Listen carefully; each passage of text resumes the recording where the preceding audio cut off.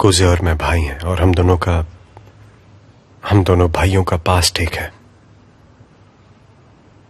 हम दोनों के दर्द एक हैं, हम दोनों के दुख एक हैं। और इन सब में तुम भी एक हिस्सा हो।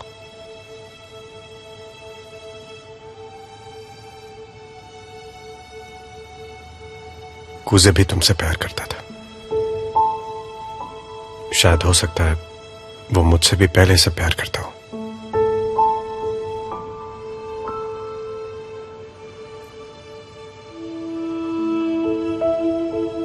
लेकिन मैंने प्यार का इजहार पहले कर दिया।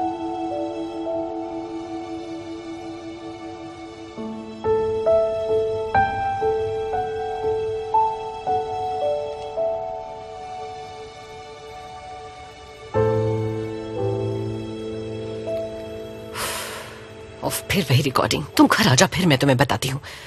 ओह शांत हो जाओ गुलतन। ऊपर वाले बस मेरी बच्ची ठीक ठाक हो।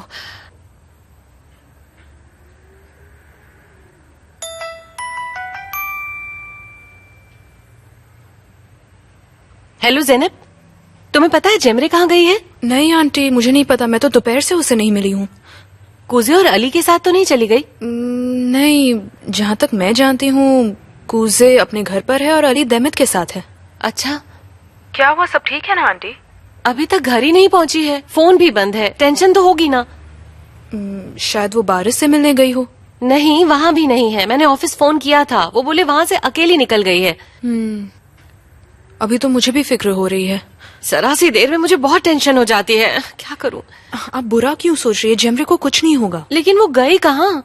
जैनब तुम एक काम करो, उसकी कंपनी की सिक्योरिटी गार्ड को फोन करके पूछ लो। क्या पता उसे मालूम हो कि वो कहाँ और किसके साथ गई है। फोन करके मुझे बता देना। हाँ गुलतेन आंटी, आप फिक्र मत कीजिए, मैं कुजे को बोल देती हूँ। उसके पास नंबर जरूर होगा। प्लीज जल्दी कर दो जैनब।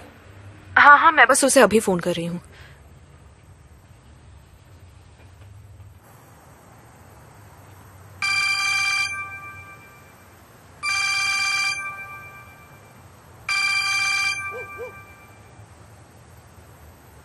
हाँ बोलो ज़ैनब। कुजे, जेमरे अभी तक घर नहीं पहुंची है। तुम्हें किसने बताया? मुझे गुलतेन आंटी का फोन आया था। वो काफी टेंस थी। उसका फोन भी बंद है, घर नहीं पहुंची है। तुम्हारे पास उसके गार्ड का नंबर है ना? उसे फोन करके पता लगा सकते हो? हाँ ठीक है, तुम फिक्र मत करो। अगर कुछ ऐसा वैसा हुआ होगा तो मैं पता लगा लूंगा। वैसे सब कुछ ठीक ही होगा। अच्छा, तुम मुझे उस गार्ड का नंबर दे दो। गुलतेन आंटी मांग रही थी। ठीक है, पहले मैं गार्ड को फोन करता हूँ, फिर गुलतेन आंटी को। अरे हाँ बाबा, तुम्हें भी फोन करूंगा। ओके अच्छा ठीक है, good night, C you.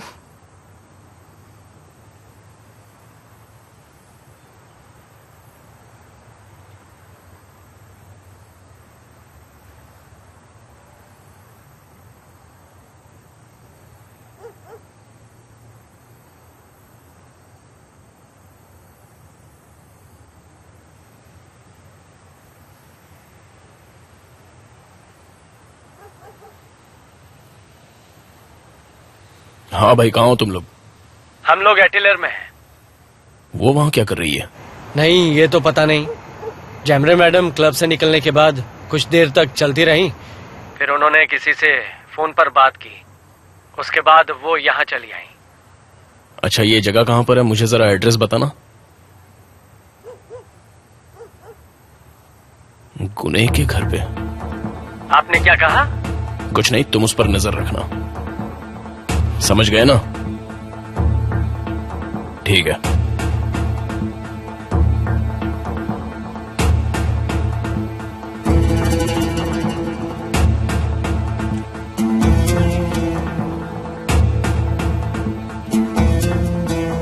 गुलतेन aunty, अभी मैंने अपने आदमी को फोन किया था। हाँ तो? नहीं आंटी, वैसे डरने वाली कोई बात नहीं है। जेमरे अपनी एक सहेली के साथ कैफे में कॉफी पीने के लिए गई है।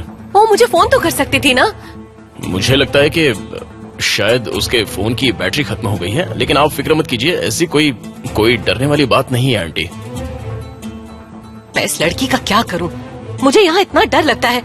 यही लगा रहता है कि कहीं फरहाद ने उसे किडनैप न कर लिया हो। कोई बात नहीं, आप फिक्र मत कीजिए, वो घंटे भर तक घर पे पहुंच जाएगी और सब कुछ ठीक हो जाएगा। ठीक है आंटी, रखता हूँ। हाँ थैंक्स, ऊपर वाला तुम्हें खुश रखे। आपका बहुत बहुत शुक्रिया।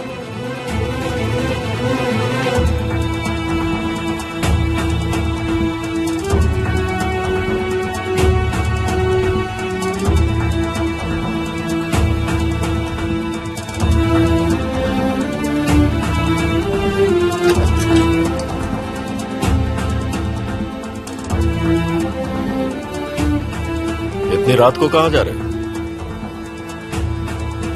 मुझे अली ने बुलाया है। वाह क्या बात है, अभी अभी घर पर आए हो और पीछे से उसका फोन आ गया। यह हमारा घर है, मालूम है उसे? अरे कम से कम थोड़ा तो। पापा आप सो जाइए, मैं जल्दी ही आ जाऊंगा। किसी दिन घर का दरवाजा नहीं खुलेगा और तुम्हें रात बाहर गुजारनी पड़ेगी, तब समझ में आएगा।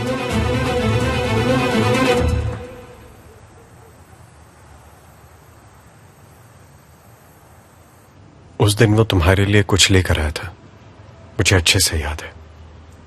इसलिए उसने उस फोटोग्राफर को पैसे भी नहीं दिए थे। उन्हीं पैसों से वो तुम्हारे लिए गिफ्ट लेकर आया था। एक दिन जब मैं तुम्हारे घर आया था तब कुजे ने हमें किस करते हुए देख लिया था, और उसी दिन उसे हमारे बारे में पता चला। उसे इस बात की उम्मीद नहीं थी और हमसे मिलने के बाद कुजे सीधा घर चला गया। कुजे बहुत अपसेट था और जब पापा ने उससे पैसों के बारे में पूछा तो उन दोनों में बहुत बहस हुई। फिर मैंने कुजे को एक बार में शराब पीते हुए पकड़ा। प्लीज आगे कुछ मत बोलना।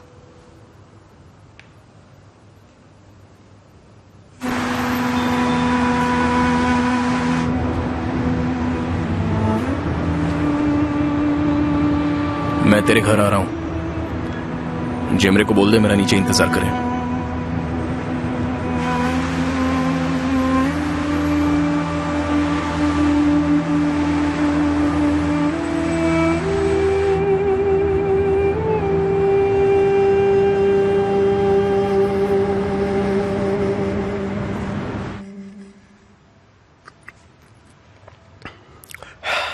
शुरुआत में मैंने इन सब के बारे में सोचा भी नहीं,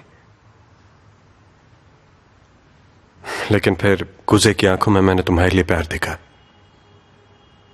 जब से तुम यहां रहने आई शायद तब से वो तुम्हें पसंद करता है, लेकिन मुझे पता नहीं था। फिर धीरे धीरे मुझे समझ में आने लगा कि वो तुम्हारे बारे में क्या सोचता है। वो तुम्हें वैसा ही देखता था जैसे मैं देखता था। उसे लगता था